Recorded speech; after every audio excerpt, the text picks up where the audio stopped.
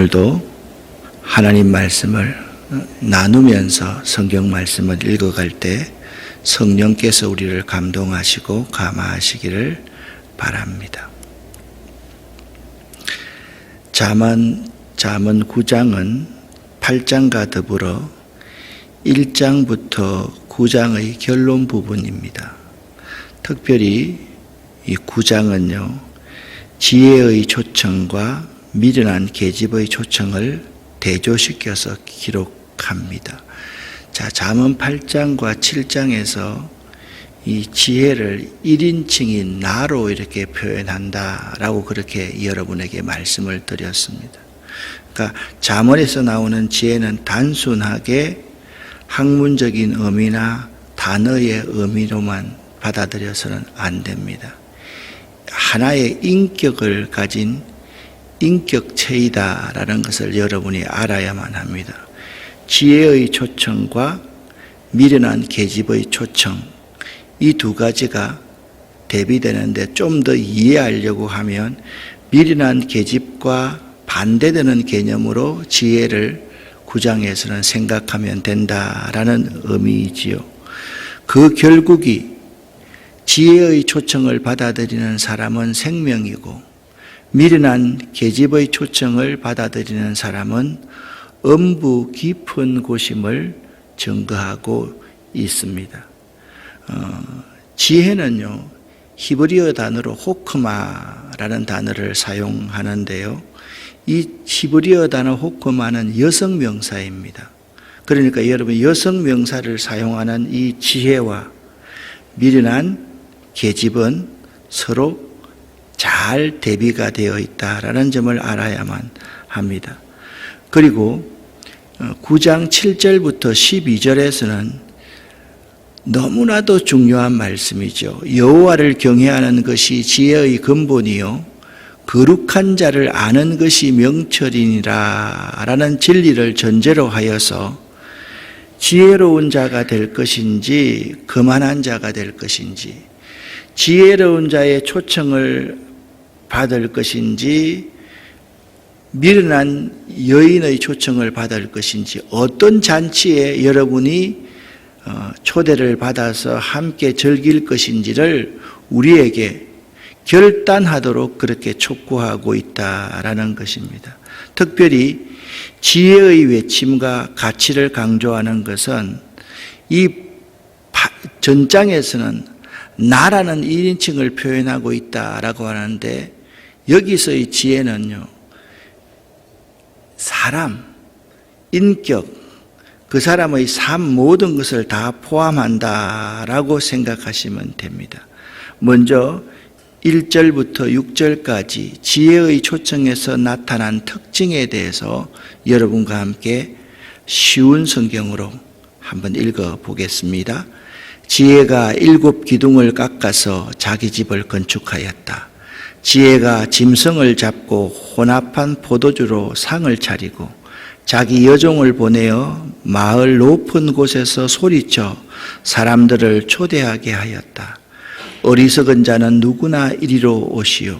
지혜 없는 사람들에게 지혜가 말했다. 와서 준비한 음식을 먹고 포도주를 마셔요. 어리석음을 버리고 거기에서 멀리 떠나세요. 그러면 살 것입니다. 명철의 길을 걸으세요. 아멘. 자, 여러분, 잠언에서 중요한 3 단어가 있다 그랬습니다. 첫 번째 뭡니까? 지혜입니다. 지혜는 이론적인 것이 아니라 실제적인 겁니다. 두 번째는 훈계입니다. 훈련과 연단을 통해서 배우는 것이 훈계입니다. 세 번째는 명철입니다. 이 명철은 선악에 대한 분별력, 이 신앙에 대한 인사이트, 이것을 명철이라고 그렇게 이야기한다. 어리석음을 버리고 거기에서 멀리 떠나세요. 그러면 살 것입니다. 명철의 길을 걸으세요. 선악에 대해서 분명히 분별할 수 있는 길을 걸으세요. 지혜의 초청에 응할 것인가, 아니면 미련한 어리석은 계집의 초청에 응할 것인가 결단하세요 라고 그렇게 말씀하고 있는 것입니다. 여기서 이 잠언 기자는요, 지혜는 자기 편에서 모든 준비를 다 갖춘다라고 정언하고 있습니다. 어떤 준비를 다 갖춥니까? 7 기둥을 다듬어서 집을 짓고 고기와 포도주를 갖춘 상을 차린 후에 그 요정을 보내어서 높은 곳에서 어리석은 자들을 조건 없이 초청합니다. 이리로 오세요. 이리로 오세요. 라고 말을 하고 있습니다. 그리고 지혜는요, 지혜 없는 자에게 생명의 길을 제시합니다. 와서 내 식물을 먹으며 내 혼합한 포도주를 마시고 어리석음을 버리라 라고 그렇게 그들에게 권면합니다. 그리고 지혜는 말하기를 명철의 길을 걷는 자에게 생명이 주어질 것을 약속하고 있습니다.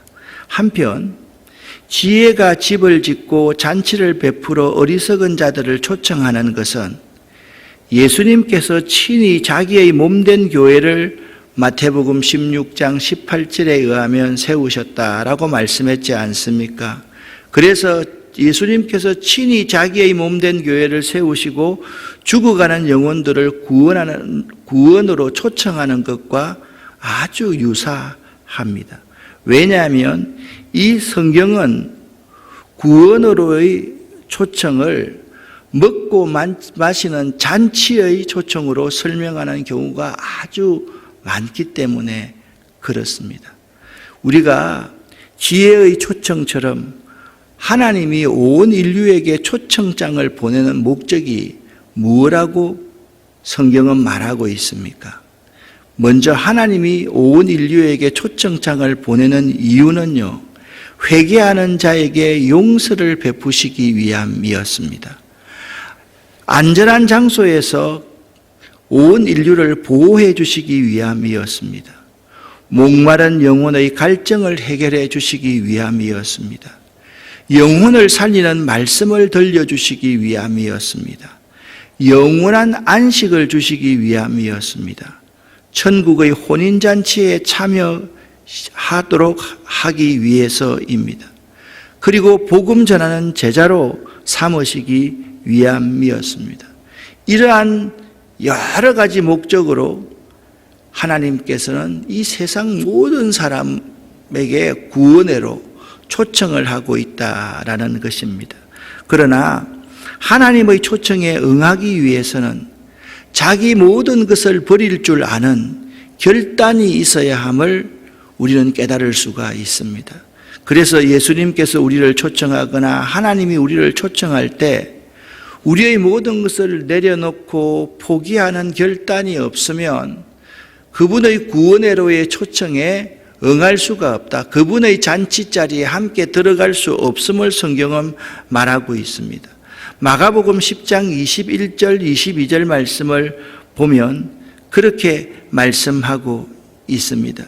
예수께서 그를 보시고 사랑하사 이르시되 내게 아직도 한 가지 부족한 것이 있으니 가서 네게 있는 것을 다 팔아 가난한 자들에게 주라.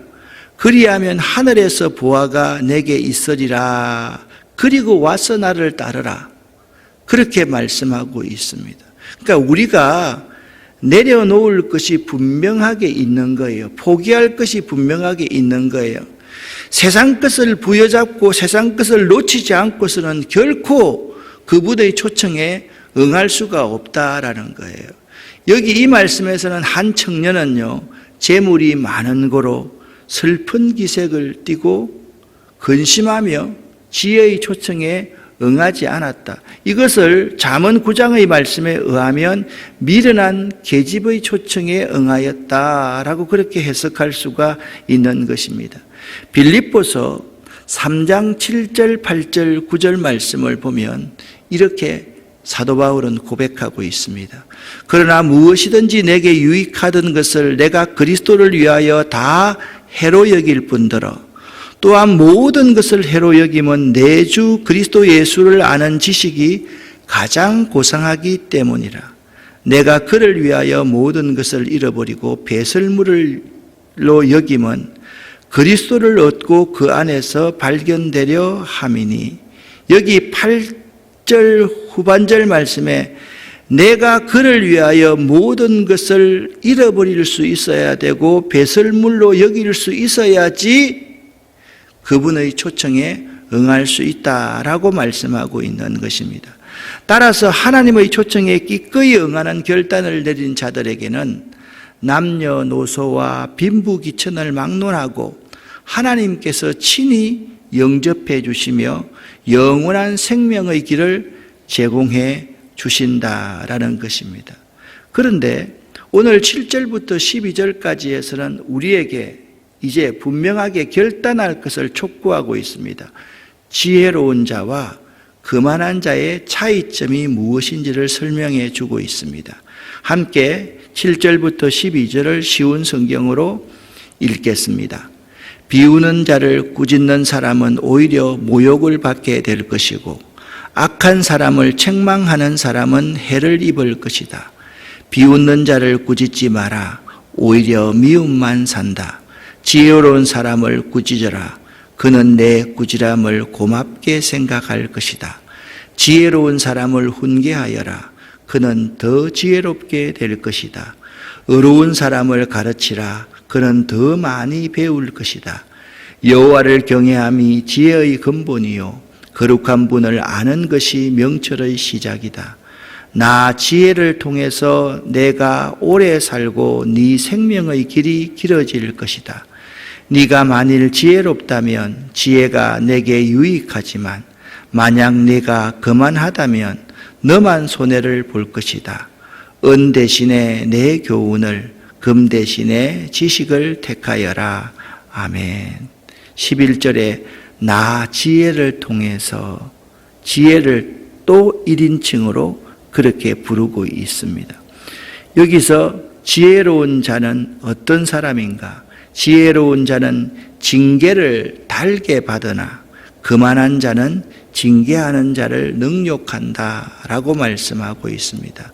그 결과 지혜로운 자는 더 지혜로워지고 그의 학식이 더하고 장수하며 더 많은 유익을 얻습니다. 그리고 지혜로운 자는요, 책망하는 자를 사랑해서 책망을 하지만 거만한 자는 책망하는 자의 흠을 잡고 대적합니다.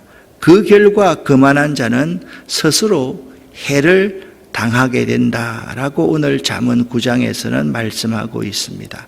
다시 말해서 거만한 자는 여호와를 경외하는 것이 지혜의 근본이요 거룩한 자를 아는 것이 명철이니라 라는 잠언 9장 10절의 진리를 모르기 때문에 자신의 어리석음을 지적해 주는 자를 오히려 미워하며 결코 자기의 잘못을 반성하지 않고 대적하게 된다라고 말씀하고 있습니다. 마태복음 7장 6절에서 예수님께서도 이렇게 경계하였습니다. 거룩한 것을 개에게 주지 마라. 진주를 돼지 앞에 던지지 마라. 개나 돼지는 그것을 짓밟고 뒤돌아서서 너희를 물어버릴 것이다 라고 말씀하고 있습니다. 한편 무릇 있는 자는 받아 풍족하게 되고 없는 자는 그 있는 것까지 빼앗기리라 라고 마태복음 25장 29절에서 예수님께서 말씀하셨지 않습니까? 여기 잠언의 저자 솔로몬도 징계를 달게 받는 지혜로운 자는 더욱 지혜로워질 것이고 거만한 자는 더욱 미련해질 것이라고 강조합니다. 아마도 이 솔로몬이 지혜로운 자가 되라, 거만한 자가 되지 말라라는 말은 자기 인생에 있어서 자기의 아버지인 성군 다윗에게 날마다 듣던 말이었을 것입니다. 여호와를 경외하는 것이 모든 것의 근본이다. 그렇게 살아야 된다. 하나님을 아는 것이 최고이다. 그렇기 때문에 너는 항상 하나님께서 말씀하실 때 열린 길을 갖고 열린 마음을 갖는 것이 지혜니라. 지혜로운 자가 되어야 된다라고 다윗은 왕위를 물려주는 것보다 지혜로운 자가 될 것을 더 솔로몬에게 권면하였을 것입니다. 사랑하는 여러분, 지혜로운 자가 되어야만 합니다. 나 자신을 진심으로 사랑하는 분이 누구인지 분별하는 명철이 매우 중요합니다. 사랑하기 때문에 징계하는 것이지 관심이 없는 사람은 결코 징계하지 않습니다. 지나간 사람을 붙들고 무슨 말을 하겠습니까? 아니지 않습니까? 부모가 자녀를 사랑하기 때문에 징계하고 말을 하고 또한 근면하는 것이기 때문에 나를 진심으로 사랑하는 분이 누구인지 그것을 분별하여 아는 것이 뭐라고요? 명철이다. 그렇게 말씀하고 있습니다. 특별히 13절부터 18절 말씀을 보면 미련한 계집의 초청에 나타난 특징에 대해서 이렇게 말씀하고 있습니다. 13절부터 18절까지를 쉬운 성경으로 같이 합독하겠습니다. 미련한 여인은 시끄럽고 제멋대로 하면서 부끄러움을 깨닫지 못한다. 그 여인은 집의 대문이나 마을 높은 곳에 앉아서 자기 길을 똑바로 지나가는 사람들을 불러 어리석은 자는 누구나 이리로 오세요 라고 말한다. 또 지혜 없는 사람들에게 이렇게 말한다. 훔친 물이 더 달고 몰래 먹는 음식이 더 맛있어요. 그러나 어리석은 자들은 그녀의 손님들이 무덤 깊이 있다는 것을 알지 못한다. 아멘. 참 어떻게 이렇게 성령의 감동을 입지 않았다고 한다면 이런 말씀을 이렇게 기록할 수 있을까라고 탐복이 나오는 말씀입니다. 오늘 이 말씀은 1절부터 6절까지의 지혜의 초청과는 반대로 미련한 계집의 초청은 자기의 길로 바로 가는 행객을 그 길에서 돌이키도록 유혹한다라고 말씀하고 있습니다. 그러니까 여기 이제 15절, 16절을 보면 미련한 계집의 초청은 신약적인 의미로 말하면 사단이 항상 우리를 유혹한다. 세상이 항상 우리를 유혹한다. 그러니까 미련한 계집의 초청은 사단과 세상이 우리를 계속해서 미혹하는 것이고 지혜의 초청은 하나님의 말씀, 성령 하나님 예수 그리스도가 우리를 계속해서 초청하는 것임을 알 수가 있는 것입니다. 지혜가 잔치를 베풀고 초청하는 것과는 반대로 미련한 계집은 오히려 이렇게 말합니다. 야, 몰래 불륜 저지르는 거 그거 굉장히 재미있고 맛있어. 똑같은 말을 한다는 거예요. 도둑질한 물이 달고 몰래 먹는 떡이 맛이 있다라고 미혹합니다. 이 말씀은요, 굉장히 친숙한 말씀입니다. 우리가 자라면서 이렇게 보면 우리 친구들 가운데서 나쁜 짓을요, 자기를 영웅시하면서 자꾸 그것을 자랑하는 사람들을 우리는 많이 보았지 않습니까? 그렇지 않습니까? 이건요, 우리가 어릴 때 그냥 재미로 동네에 닭들을 서리해서 먹고 수박을 서리해서 먹는 그런 것과는 판이하게 다른 것입니다. 자기를 합리화시키면서 항상 다른 사람에게 그 그릇된 길로 오도록 그렇게 유혹하고 있다라는 말씀입니다. 이것은요, 5장 15절에서 이런 말씀을 여러분에게 했지 않습니까? 너는 내 우물에서 물을 마시며 네 샘에서 흐르는 물을 마시라라는 말씀과 정반대의 행위 아닙니까? 여기 5장에서는 어떤 말씀을 했습니까? 네 아내와 사랑하는 것으로 만족하게 여기고 남의 집 아내를 몰래 취하는 것, 그것 참 재미있어. 그런 나쁜 행동 하지 말라고 그렇게 말하고 있지 않습니까?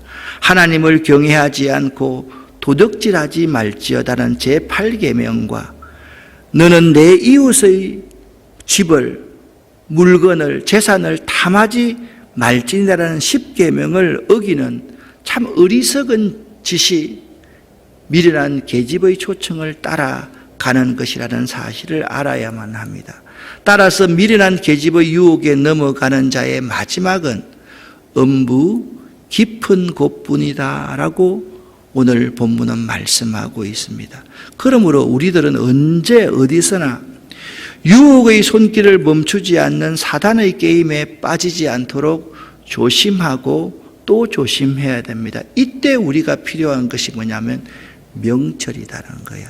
인사이트, 분별할 수 있는 분별력이다라고 말씀하고 있습니다.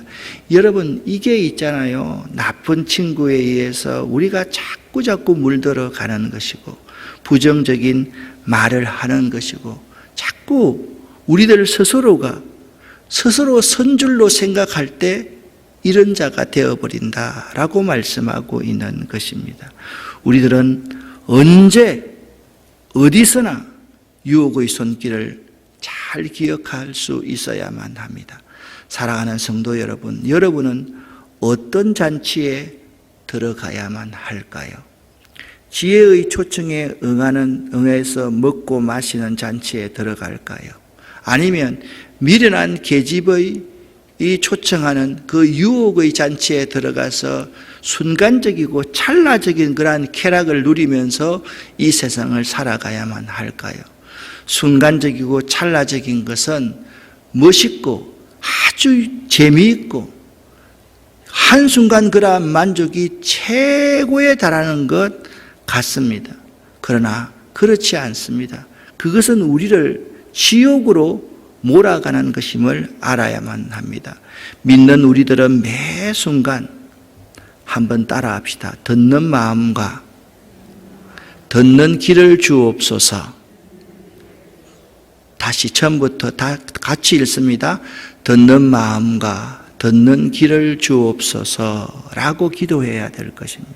우리가 새벽기도 나와서요, 먼저 하나님 이것 주세요, 저것 주세요. 그 기도 중요합니다. 그러나 참 중요한 몇 가지가 있습니다. 듣는 마음과 듣는 길을 주옵소서. 하나님, 나를 자랑하지 않고 항상 나를 내려놓을 수 있도록 도와주시옵소서.